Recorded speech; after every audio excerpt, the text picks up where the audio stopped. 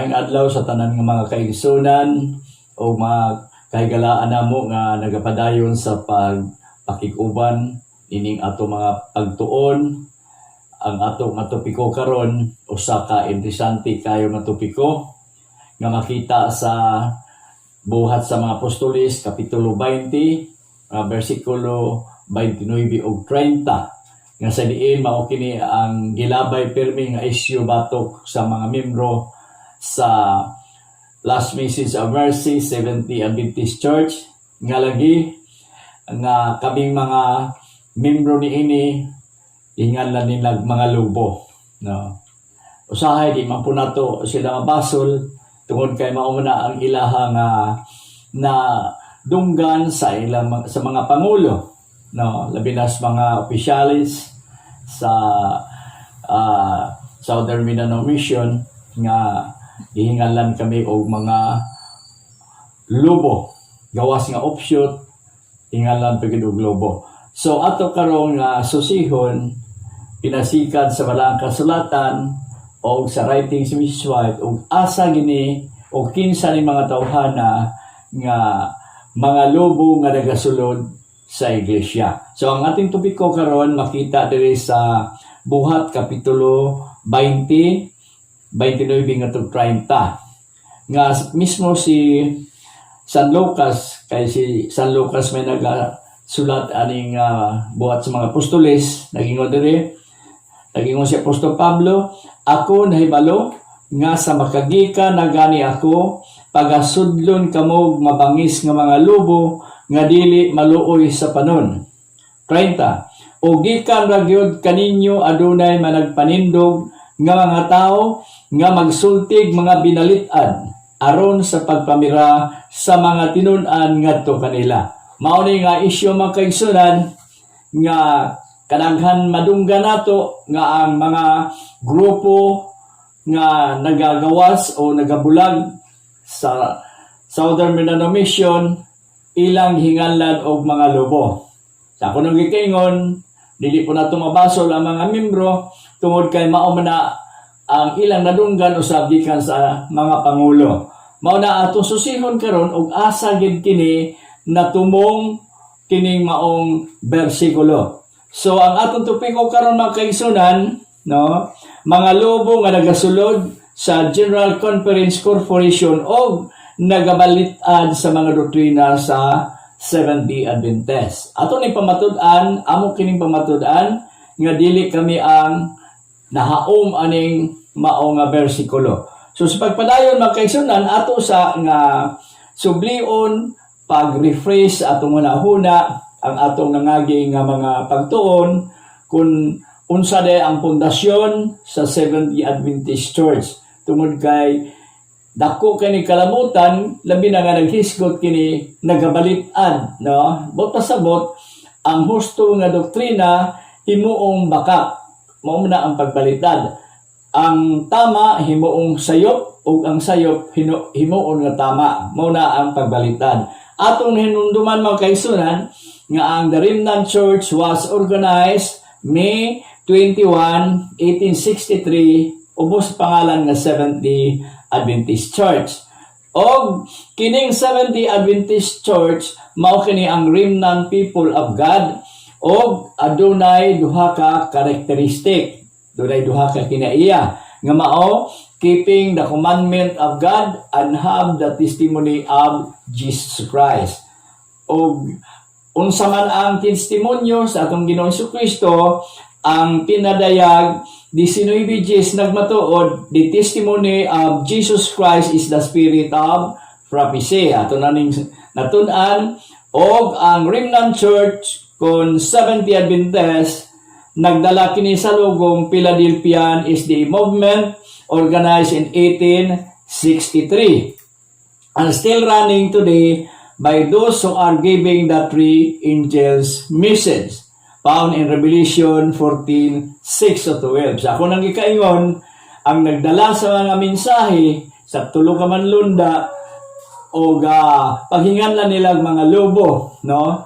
So masuta na to pinaagi sa itong pagtuon karon o kinsa gyud ang tinuod nga mga lobo. Sa pagpadayon mga kaigsunan, atong nang nahibalaan nga ang Seventh Day Adventist, doon na siya bandira, doon na siya logo, diin nagpaila kung unsa nga klase ka mga tao kini.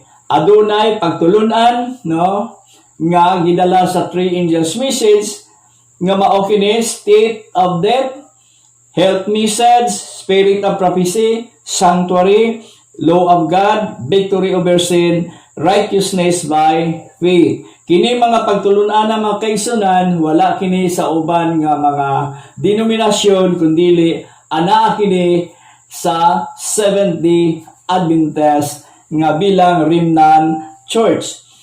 Base sa sinulat ni Mrs. White, no, kini mao ang precious principle of present truth. Bilihon kang mga prinsipyo sa presenting kamatuoran. Then, ginatawag kini 7 pillars of Adventism nga gipagamot diha sa three angels message sa pinadayag 14 size ngadto sa 12. Ang una, state of death, then health message, ikatulo, prophecy, ikaapat, the sanctuary, ikalima, the law of God, ikaunom, victory over sin, and ikapito, righteousness by faith. So, ato na ning naagian, o nang pagtuon, ato lang isubli, aron nato masuta o kinsa gyud ang mga lobo nga nagabaliktad sa doktrina sa Seventh-day Adventist. So, mauni, gihulagway na ito mga kaigsunan, nga ang plataforma o firm platform of truth, mao ang three angels message, diin diha nakagamot o pigipa gamot ang pito ka 7 pillars of Adventism, state of death, health message, spirit of prophecy, law of God, sanctuary, victory over sin, o righteousness by faith. Sumala sa tunan-tunan, kini mao ang the firm platform of truth. Sumala sa Selected Messages Book 1, first pages 206 to 207. Nga sa diin, kini mga pioneers, mga SD pioneers, o unang-una yun nga mga tao, mao ang nagpundar nining 7 pillars of Adventism, kauban sa gila nato nga manalag na nga mao si Ellen G. White. Sa atong tunan na mga kaigsunan, nga sa diha nga nagdaghana ang simbahan sa Seventh-day Adventist Church, namugna ang General Conference of the Seventh-day Adventist Church 1864 for the primary purpose for missionary purposes, sumara sa Review and Herald Volume 5 page 358 column 1. Sa pagpadayon mga kaigsunan, atong balikan ang atong kitiks karon, no, sa buhat 20, 29 ngadto sa 30. Nag-ingon diya, ako nahibalo nga sa magagikan na gani ako, pagasudlon kamo, mabangis nga mga lubo, nga dili maluoy sa panon. O gikan ra gayud kaninyo, adunay managpanindog nga mga tao, nga nagsultig mga binalitad, aron sa pagpamira sa mga tinun-an ngadto kanila. So kini mga kaigsunan, atong tagaan o pagtagad, atong tagsa-tagsaon kini, ug unsay buot ipasabot sa pamulong ni Apostol Pablo. So, balikan nato mga kaigsunan. Sa versikulo 29 nagaingon diha, pagasudlon kamo mga mabangis nga lubo nga walay kaluoy sa panon. Sa pulong pagasudlon mga kaigsunan, buot pasabot kining klase sa mga tao nagagikan sa gawas. Kay kun diha kini sa sulod sa iglesia, dili unta magaingon ang apostol nga pagasudlon kay anaa naman daan sa sulod. So klaro nga kining gipasabot ni Apostol Pablo nga mga lobo, dili kini taga sulod sa iglesia, kundi taga gawas ni, no? So mahitabo sa nga dili kini sila karnero, no? Kundi mabangis nga mga lobo nga nagtakuban sa mga nagtukupan ingon nga karnero. Sa laktod nga pagkaistorya mga kaigsunan, masabot nato nga dili ni mga Seventh-day Adventist ng mga tao. Hingsulod ni sa iglesia o bin sa General Conference nagpatuo nga mga 70 Adventist. Ato na mihibalaan karon sa pagpadayon nato sa pagtuon base sa mga dokumento, base sa makita nato nga nagapunting nga kining mga tawhana mao ni mga lobo nga nagasulod sa iglesia labi na sa General Conference unya mao ni nagaguba sa doktrina sa 70 Adventist. Ato ning mabaw-an karon sa padayon nato nga pagtuon. Ato sang susihon kung unsa ang gisulti sa atong manalagda nga si Ellen White. Naging unsa diri sa Great Controversy, pahina 234-235. At this time, the order of the Jesuits was created, the most cruel, unscrupulous, and powerful, and all the champions of papyri. Jesuitism inspired his followers with fanatism that enabled them to endure like dangers and to oppose the power of truth, all the weapon of deception. Mao nagingon ni Mrs. White, no? Sa Ellen White Great Controversy, page 234-235. Nagpahayag siya mga kaigsunan nga sa maong panahon na ay ginatawag Order of the Jesuits nga namugna usa kini ka cruel ug unscrupulous ug gamhanan sa tanan nga champion sa papado, no? Unya, Jesuitism inspired his followers. Dahil siya sumusunod with fanatism that enabled them to endure like dangers to oppose the power of truth. So kini ang trabaho ni mga kaigsunan nga ila sila musupak gyud sa kamatuoran. Unya, gamito nila ang tanan nga mga pamaagi sa paglimbong. Mo na ang gingon ni Mrs. White. So, sa pagpadayon, nagingon din ni mga kaigsunan, sa padayon, the goal of the Jesuits is to destroy Protestantism at any cost and to reestablish the papal supremacy worldwide. Great Controversy, page 234-235. So, ang kalabuton dahil ng mga Hiswita, mga kaigsunan, sumalas mabasa na to sa basahon Great Controversy, nga ang kalabuton nila mao ang pagguba sa Protestantismo sa bisan unsa nga pamaagi o i-reestablish o ibalik nila ang pagkagamhanan sa papado pang worldwide kung tibuok kalibutan mga kaigsunan.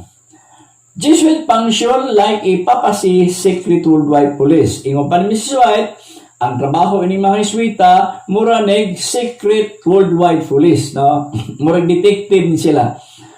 Unya, every act, every crime, however atrocious, is meritorious work if committed for the interest of the Society of the Jesuits or by the Order of Jesuit General. So doon na sila Jesuit General mga kaigsunan, giilan nilang labaw. So ang tanan himuon nila, no?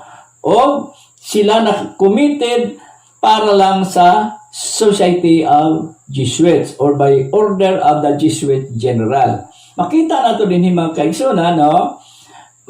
The Superior General of Jesus, Society of Jesus. Gitawag kini the Black Pope, no? The Superior General of the Jesuits, mao kini ang ginatawag the Black Pope. The most powerful man of the world. Siya la ang pinakagamhanan nga tao sa tibuok kalibutan. O mao kini ang ilahang logo mga kaigsunan, no? The Supreme General of the Jesuits, the so-called Black Pope. Black hair refers to hidden evil activities, not to race or color, who gives the instruction or order to the actual Pope. Sa ito pa mga kaigsunan, kung gitawag sila nga Black Pope, dili ni nagkulugan sa ilang pamanit o sa ilang color, kundi nagkulugan kini nga doon na sila tinaguan nga mga dili maayong buhat o evil activities, mao kini nga gitawag sila og Black Pope. Sa pagpalayong mga kaigsunan, Kini si Father Adolfo Nicolas Pachon, the former Jesuit general. He resides in Rome at the headquarters of the Jesuits called the Church of Jesus. The Jesuit general resides in Rome at what just called Jesuit headquarters. Sa makita so lang kwa din mga kaigsunan, ani adin ang Jesuit headquarters diin ang Church of Jesus tapad lungsab sa St. Peter St. Peter Square sa Vatican City. Makita nato diri ang hulagway sa kanhing Pope Benedict XVI. Nakikimamat siya ni Jesuit General Adolfo Nicolas. Nga sa pagkakaroon si Adolfo Nicolas napulihan usab ni Father Arturo Sosa SJ, the new Superior General of the Jesuits. Mao na makaigsunan si Arturo Sosa SJ, no? So makapangutan nato mga kaigsunan, why was the Seventh-day Adventist raised up? Ngano man nga namugna man ang Seventh-day Adventist.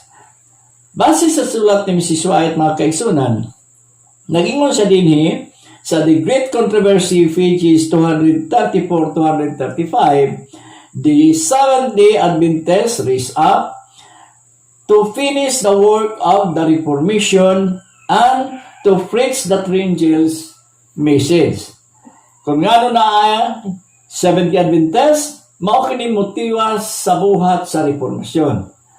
O maoy muwali sa mensahe sa tulo ka mga manulunda. Sa pagpadayon mga kaigsunan, why was the Jesuit order raised up? Ngano man naamay Jesuit order? Matod pa diri sa samang basahon, The Great Controversy, the Jesuit order raised up to destroy Protestantism at all costs and to establish the papal supremacy worldwide. Nga ang Jesuit order ay namugna aron muguba sa Protestantismo o sa bisan unsang paagi o ibalik ang pagkagamhanan sa papado tibuok kalibutan. Mao na ang giingon diri sa Great Controversy pahina 234-235. Seventh-day Adventists were called to finish the work of Reformation. Gitawag ang mga Seventh-day Adventists aron tapuson ang buhat sa Reformasyon. And the Jesuit of the Roman Catholic Church was raised up to destroy the work of Protestant Reformation. So makita natin ni mga kaigsunan, mga kaigalaan, nga doon ay pagkasalungat, no? Nagka-contradict kining duha ka grupo, nagkalahi ang ilahang tumong tuyo nga nung na-establish ni siya. Kaya ang mga Seventh-day Adventists ginatawag aron motapos sa buhat sa Reformasyon, samtang ang mga Jesuita sa Roman Catholic Church, ingon pa ni Mrs. White, na-raise up kini aron gub-on ang mga buhat sa Protestant Reformation. Sa tutad doon ay magkalahi, no? So, sa pagpadayon, nag-ingon din mga kaigsunan. And now the question is, mauna ni ang pangutana karon kay managlahi man diyan sila. Where was the canons of deception of the Jesuit order pointed out?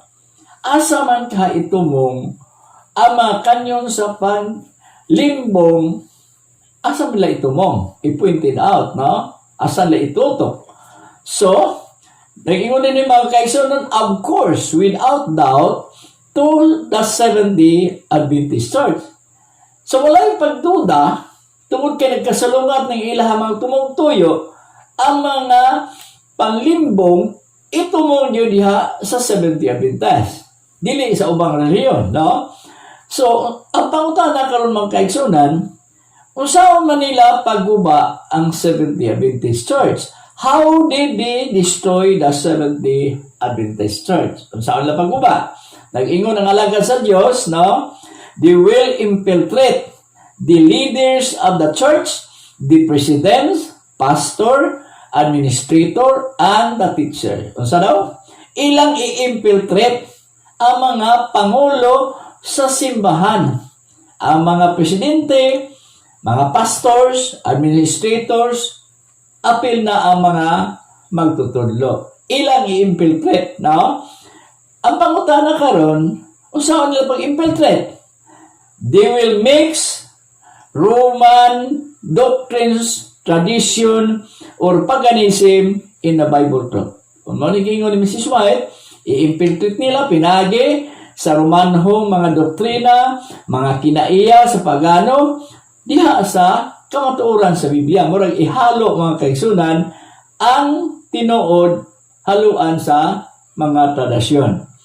Sumala si pamahayag din mga kaigsunan sa tinubdang kasaligan sa usa ka Jesuita, no? Sa usa ka Jesuits nga siya ang nagbutyag ni mga kaigsunan nga doon na dahil sila plano unsaon pag-take over ang United States of America. Mao kini siya si Dr. Alberto Rivera, no? Siya usa ka Jesuits mga kaigsunan. Dr. Alberto Rivera, ex-Jesuit priest. Nasa pagpamatud ana nga siya ex-Jesuit priest, ani ang iyang credential, makita na to mga kaigsunan nga tinuod gyud siya nga Jesuita mga kaigsunan. So siya ang nagapamahayag, no? Diha sa iyang balasahon, the Godfather, kung naamo ana mabasa diha ang iyang kaagi. So diha siya sa Vatican City kauban sa mga ubang mga cardinals o papa diha sa Vatican City. So nagingon siya dinhi, the first Protestant groups they move on were the 70 Adventists and Paul gospel businessman. So sa plano nila, ang una nilang gisulod mao ang 70 Adventists o ang mga Paul gospel businessman. Mao ni ang una nilang gi-infiltrate. Unya sa pagpadayon naging siya dire, then into the Baptist, Methodist, Presbyterian, Lutherans, etc. No? Until they were all infiltrated, including the Mormons and Jehovah's Witnesses. So tanan day mga denominasyon sa Amerika mga kaigsunan, ingon pa ni Dr. Alberto Rivera, usa ka Jesuita, ang tanan na-infiltrate na nila mga kaigsunan. Unya, now this group are silent about Rome. So kato mga na-infiltrate nila nga mga denominasyon, hilong kayo against Rome, no? Or claim that Roman system is a Christian church. So hilong sila, nga claim nila nga ang Roman system is a Christian church. Sa pagpadayon naging siya din mga kaigsunan. They are winning through compromise. Almost Protestant pastors are afraid to speak out against Rome. Ingon niya, pinaagi na daong nila pinaagi sa usa ka kompromiso. Ug halos tanan mga pastors ang Protestante na hadlok musulti batok sa Roma. Ano man ka, mga kaigsunan? Nagpadayon siya, if they did, those planted in their churches would attack them on command. Kung himuon ay mga kaigsunan, nga kung musulti din niya mga pastor diha sa ilang mga simbahan, kanang nabutang diha sa sulod mo ay matake ngadto kanila. This is a great apostasy, ingon pa ni Dr. Alberto Rivera. The great pulling away the Bible speaks on before the Lord Jesus return. Mao kini ang dako apostasya mga kaigsunan nga mahitabo nga sa dili pa mobalik ang atong Ginoong Hesukristo. Si Mrs. White naghatag siya og usa ka pasidaan, nag-ingon siya dinhi, I tell you now that when I am laid to rest, great changes will take place. I want the people to know that I warned them fully before my death. Nagpasidaan na si Ellen G. White na bago siya mapahuway sa lubnganan, adunay dako nga mga kausaban nga may tabo sa Seventh-day Adventist Church. Wala si mebalo kung unsay mga buhata ang mahitabo, pero nakasiguro siya nga kini buhat sa kaaway. Mao na balikan nato og pamati ang video clip ni Pastor Andrew Henriquez, usa ka pastor sa Serve to Serve Prophecy Again, no? Nga kining iyang pamahayag dako kay kalabutan sa atong topiko ug kinsay mga lobo nga nagasulod diha sa General Conference Corporation. So atong paminawan ang video clip ni Pastor Andrew Enriquez. Ahead, even in 2001 at Oakwood. And we were going through and hearing these things and seeing what this book has done to the church. Questions on doctrine from the 1950s all the way down to the present. And I remember, I believe in 2003 or 2004, when all of a sudden the General Conference says that we are going to reprint this book. It was out of print. We are going to reprint the book, Questions on Doctrines. Let's go to Andrews University website and see what they say. All right. Do you have it there, preacher? This is paragraph number 18. Go ahead. On the screen, what it says there. Perhaps no other book has aroused so much controversy in the history of the Seventh-day Adventist Church as the 1957 publication of Seventh-day Adventists Answer Questions on Doctrine. Friends, please pay attention. Go ahead. The book was published as both a direct result of and a representative response to the Seventh-day Adventist Evangelical Conferences of 1955 to 1956, involving Walter Martin and Donald Gray Barnhouse on the evangelical side and a number of General Conference leaders on the Adventist side. All right. Questions on Doctrine was to be the apology par excellence of Adventism. Pause right there. Pause right there. So how do our church leaders view this book?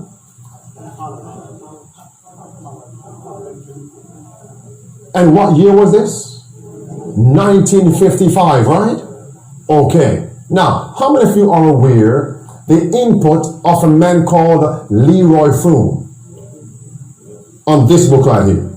All right, read on, preacher. What it says. However, when the book came out, it created a great uproar within and without the church. Yes. Evangelical Protestants found themselves divided on the issue of the acceptability of Seventh-day Adventists as Christians.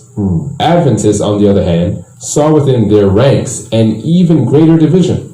Although the book received a de facto imprimatur, a right to print, from the General Conference, it generated a passionate dissent concerning the book's treatment of Christ's human nature and the atonement. So notice now. So what were the two doctrines that were attacked in this book? And there were others, but these two. Christ what? Christ's human nature and the what? And the atonement. Makes sense? And do these two doctrines form present truth? The heavenly sanctuary, read on, preacher, Single-handedly spearheading this protest was M.L. Andreasen, a retired theologian. Determined to have questions on doctrine censured and withdrawn, Andreasen campaigned against it, denounced it as the... Friends, on page 14 of this book, the revision book, new edition, Leroy Froom. Who was Leroy Froom at this time? He was the leader of the General Conference Ministerial Association. All right. Also, W.E. Reed. Who was he? A feast secretary of the General Conference. And also we had Roy Anderson. Who was he?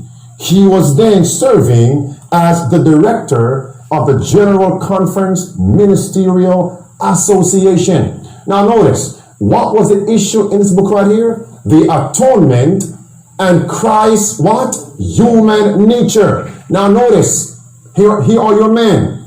On the far left, that's M.L. Andreasen, who wrote this book, Letters to the Churches. All right? In the middle, the men from Babylon, Walter Martin and Donald Barnhouse. On the far right of your screen is Leroy Froom. And of course, he was the chief writer and editor of the book Questions on Doctrine, Seventh-day Adventists Answer. Now, listen what M.L. Andreasen said. Watch carefully what he said. Preacher, next paragraph. What it says right there. Paragraph 19. The question of greatest importance was whether Adventists could be considered Christians. While holding such views as the doctrine of the sanctuary, the 2300 days, the date 1844, the investigative judgment, and Christ's atoning work in the sanctuary in heaven since 1844. So pause right there. So what were the men from Babylon saying? That we cannot call Seventh-day Adventists Christians if they believe what? That Christ's nature was sinful. Make sense now? Makes sense. As the mother, papacy, saw her daughters, and they challenged Seventh-day Adventists. You are a cult if you believe in Christ's atonement. If you believe in the spirit of prophecy, you're a cult. If you believe that the atonement was finished at the cross, you're a cult. If you believe that Christ had a sinful nature, you are a cult. And what happened? These men, Leroy Froome, Roy Anderson, W.A. Reed, they sold us out like Judas sold out Jesus. Sa pagpadayon mga kaigsunan, sumala sa pamahayag ni Pastor Enriquez, kining mga tawhana mao ang authors sa the book 70 Adventist Answer Question on Doctrines. Nga, mao kini sila si Walter Martin and Donald Barnhouse. Membro na kini sila sa Evangelical Protestant. Dili ni sila mga Adventist. O si Emil Andresen, mao kini ang editor sa book 70 Adventist Answer Question on Doctrines. Samtang kini si Dr. Leroy Froome, mao kini siya ang leader sa General Conference Ministerial Association kauban kay Dr. Roy Alan Anderson, serving as the director of General Conference Ministerial Association. So ato nang nasuta rin mga kaigsunan nga kini mga tawhana dili mga 70 Adventist. So matawag ginan nato si dinhin natunong daa kanila ang gihisgutan ni Apostol Pablo nga mga lobo nga nagasulod sa General Conference o sa diha nga naa sa sulod, sila ang naghimo og mga doktrina nga mga binalitad nga mapamatud-an ta na sa padayon nato nga pagtuon, no? So kining mga tawhana mao kini ang responsable nganong nausab ang doktrina sa Seventh Day Adventist. Ato na naklaro nga si Walter Martin, Donald Barnhouse, dili Seventh Day Adventist. Sila membro sa Evangelical Protestants base sa libro nga 70 Adventist Answer Question on Doctrines. Karon, kini sila si Leroy Froome o Roy Alan Anderson mga kaigsunan. Unsa man silang klase nga pagkataon? Base sa testimonyo sa kabildo ni Pastor Danny Vera kauban sa usa ka 70 Adventist woman nga sila nagkaya kabildo mahitungod kanila ni Roy Alan Anderson o si Leroy Froome. Ato pamatian ang ilahang video clip nga sumala ni Pastor Danny Vera, pastor sa Seventh Day Adventist nga nagatrabaho sa General Conference apan mihawa siya sa iyang posisyon. Everybody thought revered. And Dr. Wilkinson told us that from Leroy Froome, he ordered, because Wilkinson was going to have a second edition printed, Froome called the printing house, told them to destroy the plates. You must be kidding. No. And We got more to say about Leroy Froome here in a minute. Yes, we do. And this woman about dropped her fork, the Catholic woman, and she said, "What are they doing here?" And our Adventist lady said, well, "What do you mean by that? That's Elder Froome, up in the general conference, and she named the other man. And the woman said, no, they are not, they're Catholic priests. What?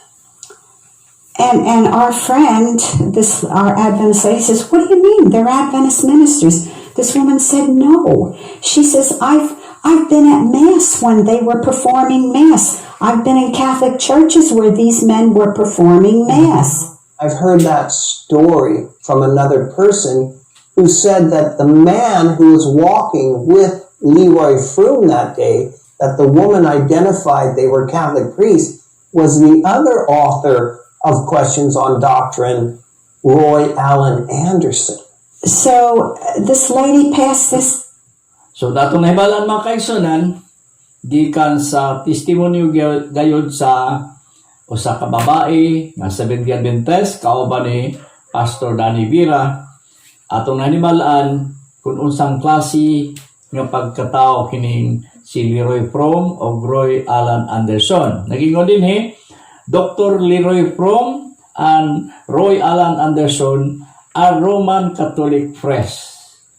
Mga paring Katoliko, probably Jesuit priests, who are working undercover as Seventh-day Adventist pastors in the General Conference at that time. Sa ito pa makaigsunan, dili ni sila pure nga Seventh-day Adventist. Nagtakuban lang kini sila aron makasulod sa General Conference Corporation. O sa diha nga nakasulod na, sila ang naghimo sa usa ka balasahon Seventh-day Adventist Question on Doctrines, no? So, masabot na ito mga kaigsunan nga mao kini ang giingon ni Dr. Alberto Rivera nga naay mga katawhan, mga Hiswita nga magasulod sa General Conference aron i-infiltrate ang mga kadagkuan sa General Conference. So kung adto ta sa atong suhito kinsa ang mga lobo, namatudan na nato nga sila si Walter Martin, Donald Bernhaus, dili mang Seventh-day Adventist. Membro sila sa Evangelical Protestant Church.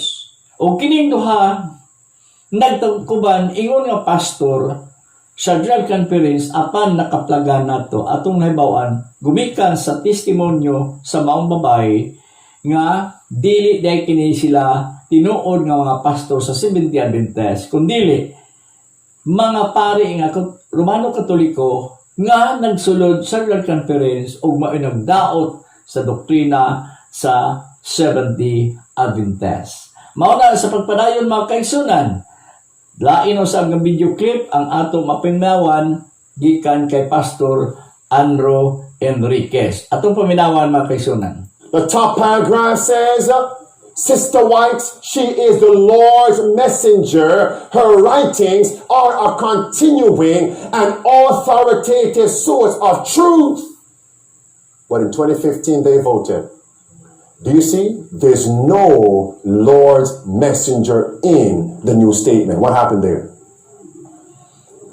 Because we don't want to be called a cult. We are saying she is not the Lord's messenger. What would have happened if Israel had rejected Moses?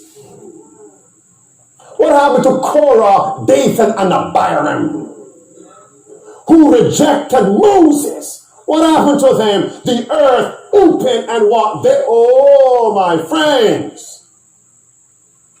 In 2015, we have covered this before. But what you're now seeing is the fruit of 1955. Does it make sense to you now, my friends?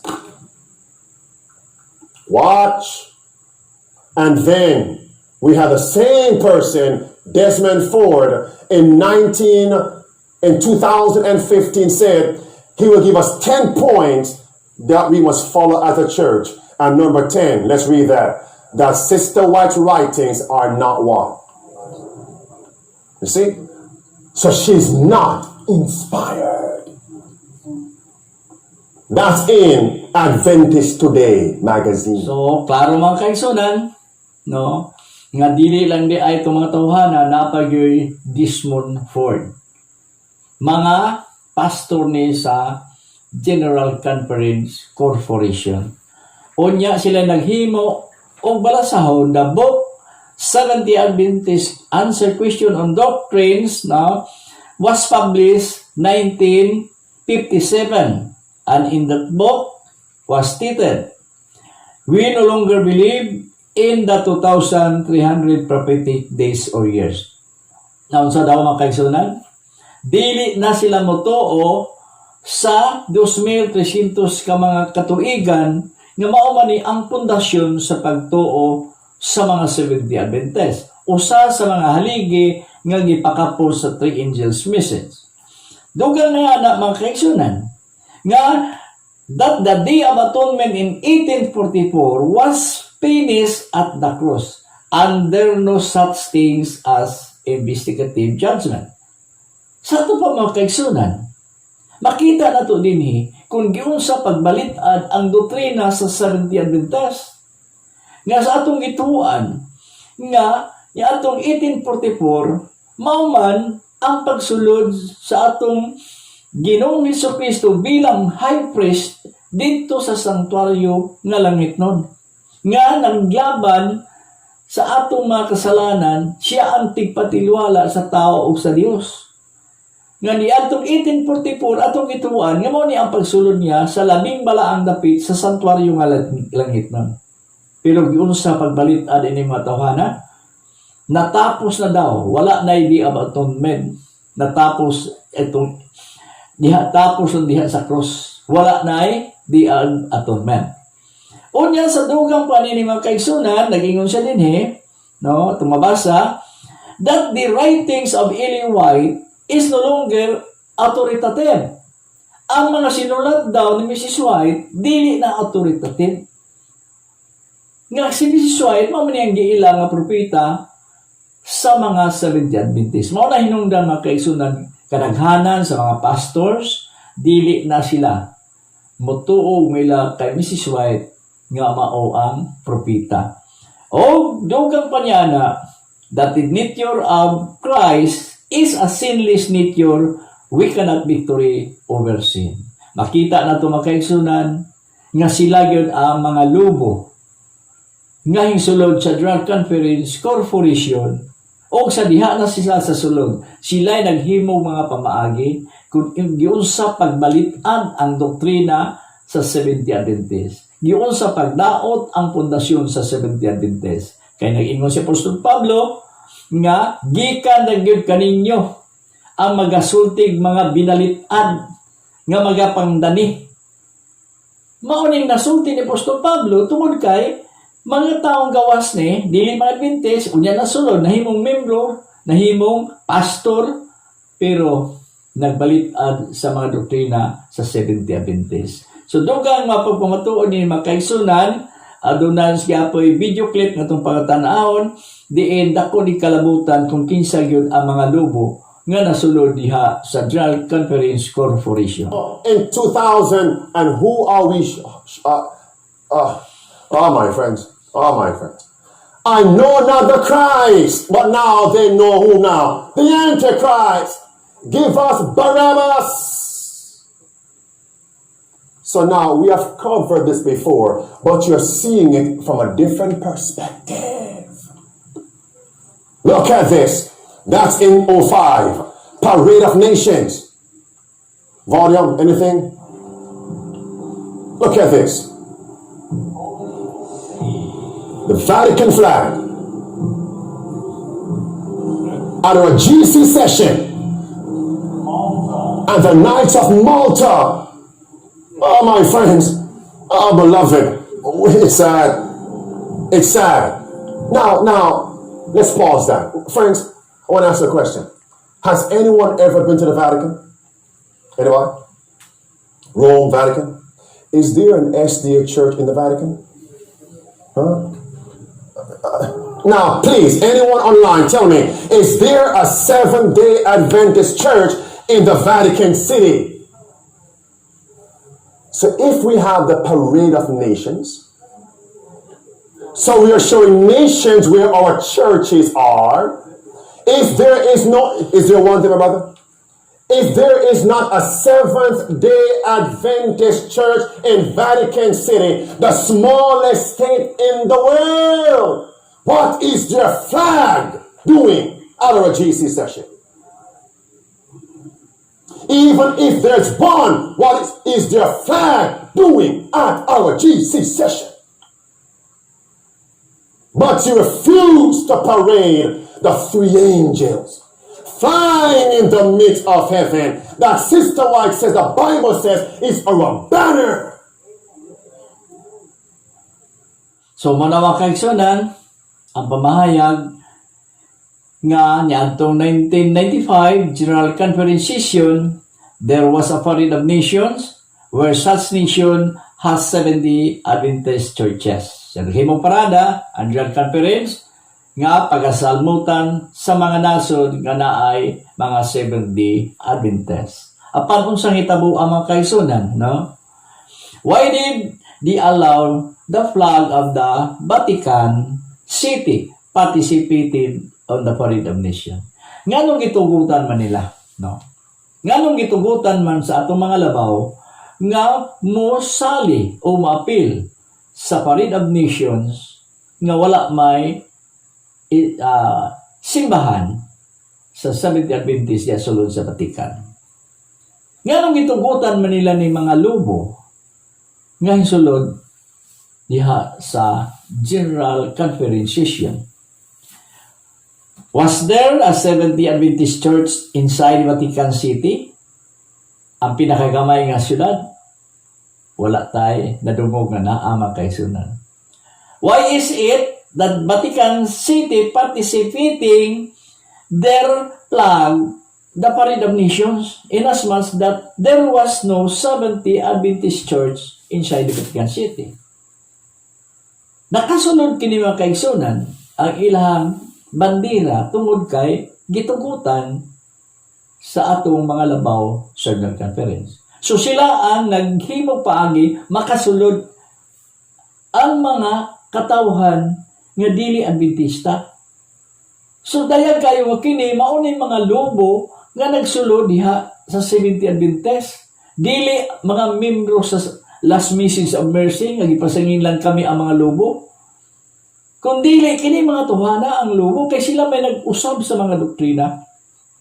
Sa sunod na to nga pagtuon, pamatud-an namo nga ang mga doktrina nato gipang usab base sa leksyon nga gikan sa General Conference.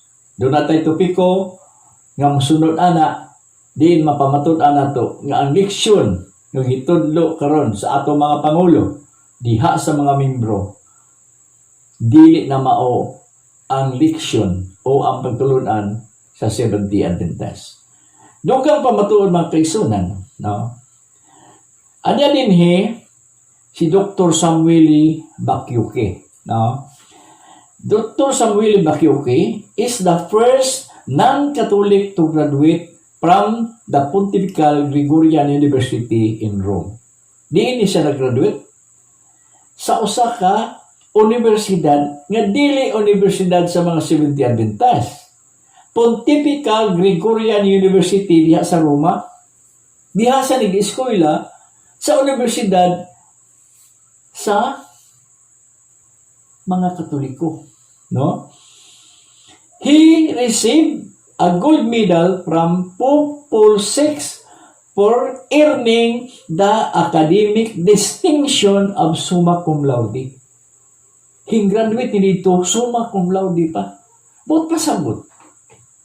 Di magkapoy di mahimong summa cum laude kung wala ni mo nakuha ang mga pagtulunan sa mga eskwelahan. Dayag kayo mga kaigsunan, nahimo siyang summa cum laude kini si Samuel Bakyuke. Expert kay ni siya sa doktrina sa Roma. Unya, kay kini nahimo man siya nga professor, no? Sa Church History and Theology sa Andros University. Kining Andros University, mao man ang universidad sa General Conference. Sumalas mabasa na ito din mga kaigsunan. He earned degrees also in the USA and served as missionary work in Ethiopia. Currently, Dr. Bakyuki is professor of church history and theology at Andros University, Barin Springs, Michigan. So mga kaigsunan, ang nakakuha cum laude sa eskwelahan sa mga papa sa Gregorian Pontifical University, nahimo siyang professor dito sa universidad nga gipanagiya sa Seventh Adventist. So masabot kayo mga kaigsunan, ang itudlo niini nga maong doktor o professor ang iyang nakatunan dito sa tulunghaan diin siya nag-graduate mga kaigsunan. Og dugang nini may pamatuod diri atong paminawan mga kaigsunan. First non-Catholic to be admitted since its beginning in the 16th century, completed a doctorate of church history in 1974 on the subject of the decline of the Sabbath observance in the early Christian church based on the research in the Vatican libraries, and he was awarded a gold medal by Pope Paul VI for the distinction of summa cum laude, or the highest praise. This book, Sabbath to Sunday, it's interesting to me as we look at this book very closely, that this book was printed at this Pontifical Gregorian University Press. Secondly, it's endorsed by the Society of Jesus and the Jesuits. It receives the imprimatur, which means that there's no error in it. And it's such a great work that the Pope of Rome gives it a medal to Samuel Bakayoko for his work. Behold, the Gregoriana University was created 1551 by Saint Ignatius of Loyola, founder of the Jesuit. So muna mga kaigsunan, no, nga ato mabasa diri, atong nakita, atong nadungog ang mga testimonyo nga si Dr. Samuel Bakyuki usa ni siya kahiswita.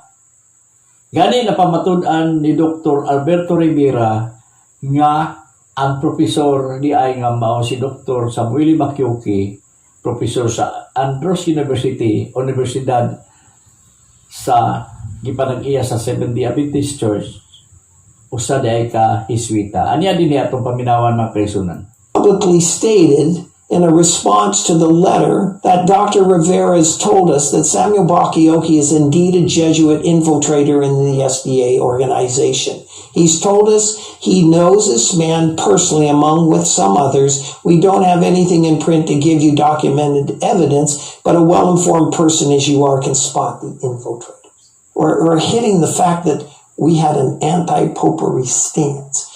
So manawag mga kaigsunan, namatudan nato nga si Dr. Samuel Bakyuki usa ka Hiswita. Siya usa ka lubo nga nagsulod sa General Conference Corporation. Sa dugang natong pagpamatuod mga kaigsunan, nato makita kini si John Paul nahimo ni siyang presidente sa General Conference. No? Unya, kung tanaw nato sa ang Seventh-day Adventist website, no? Unsay nakasulat dito?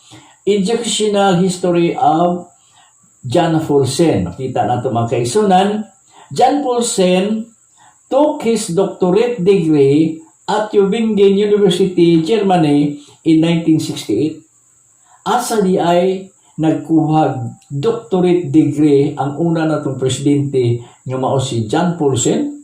Sumala diri sa Adventist website, dito siya nagkuha sa doctorate degree sa Tübingen University. O kining Tübingen University mga kaigsunan, dili ni universidad sa mga Seventh-day Adventist.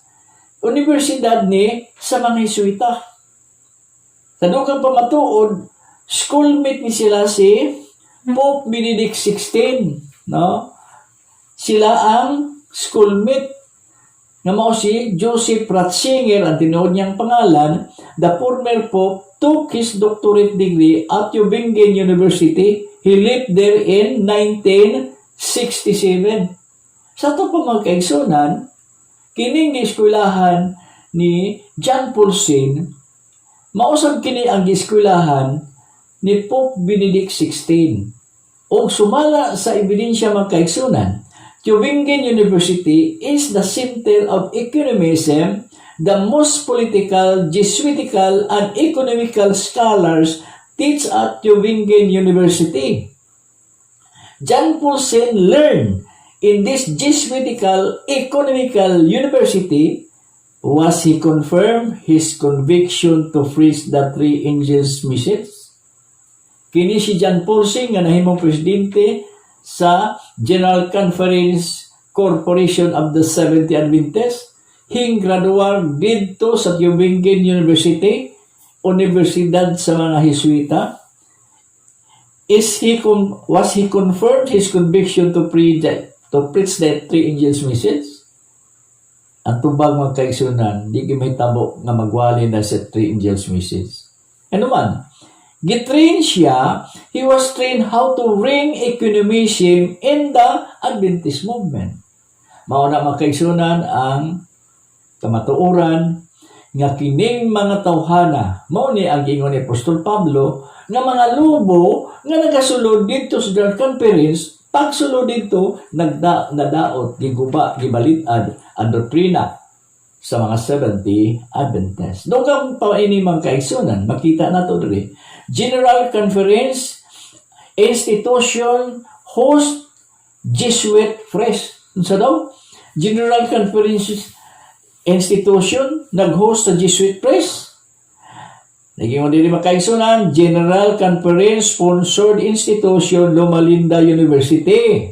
O kining Loma Linda University iahaman ni sa General Conference in Southern California will be hosting a lecture by Jesuit Press Father Gregory Boyle in the Loma Linda University Church. Kita na to makaigsunan. Usa ka Jesuita gitugutan ni Ted Wilson nga mag-lecture dito sa Loma Linda University Church. Usa ka simbahan sa Seventh-day Adventist unya ang lecturer usa ka Jesuita. Yanong gitugutan man nila, no? So kining mga tawhana ang nagahimog kadaot sa Seventh-day Adventist. Unya ipasangil noon nga ang mga membro sa Last Mrs. Mercy, mga lobo, kanang nagdala sa mga three angels message, mga offshoot na, mga lobo. Nga ang tinuod nga mga lobo, kini mga tao nga nakasunod sa General Conference, unya naghimong pagdaot sa doktrina, gibalit-ad nila. Sa atong mga pahayag mga kaigsunan, wala ta nagbutang-butang. So, ang ita, magmata mga Seventh-day Adventist, dili kay ta tuo unsa isulti sa atong mga pangulo, no? Kay kanang mga nadunggan sa ordinaryong membro nga kami mga membro sa Last Message of Mercy o uban pang nagdala sa logo nga Three Angels Message, mga offshoot o lobo nga sa atong nawatud-an karon, ani ay mga tao nga tinuod nga lobo. Ani ay mga tao nga dili Adventist.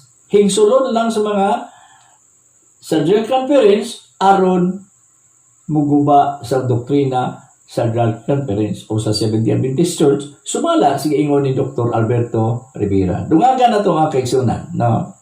Ted N.C. Wilson endorses ecumenism at Andrews University, posted on February 7, 2012. No? So, na-ebidensya mga kaigsunan nga bisan pa ang presente natong presidente karon sa General Conference nag-indusar sa ekonomismo sa Andrews University. Kining Andrews University mao man ang universidad sa General Conference sa 70 Adventist.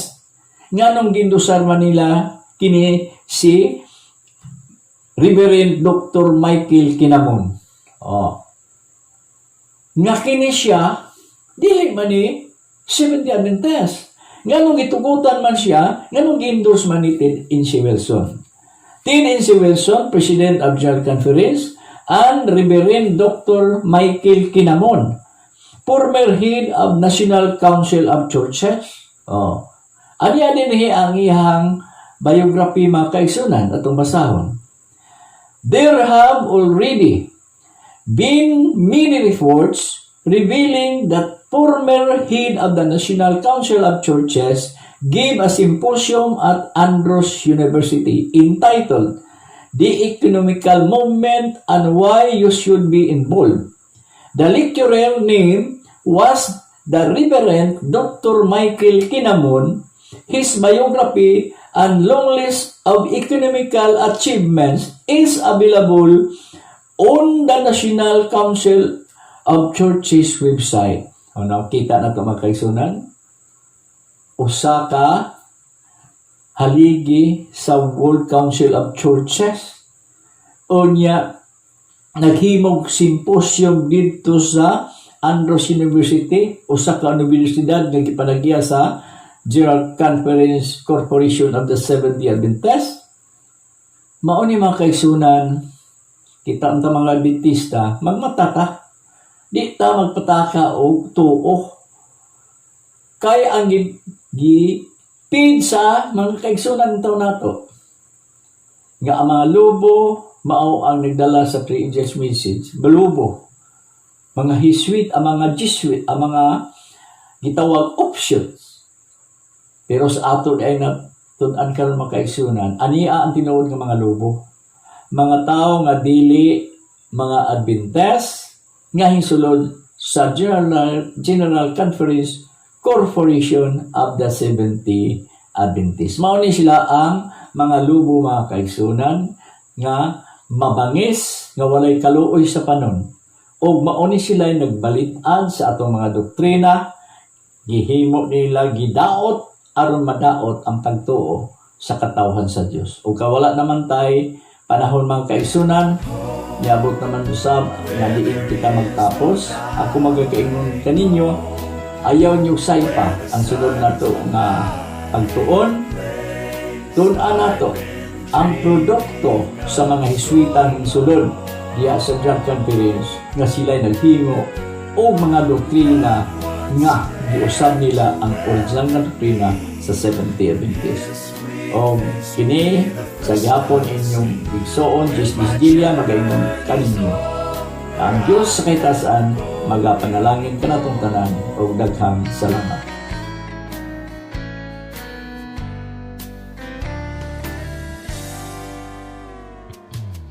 Everybody dreams of going home, it seems.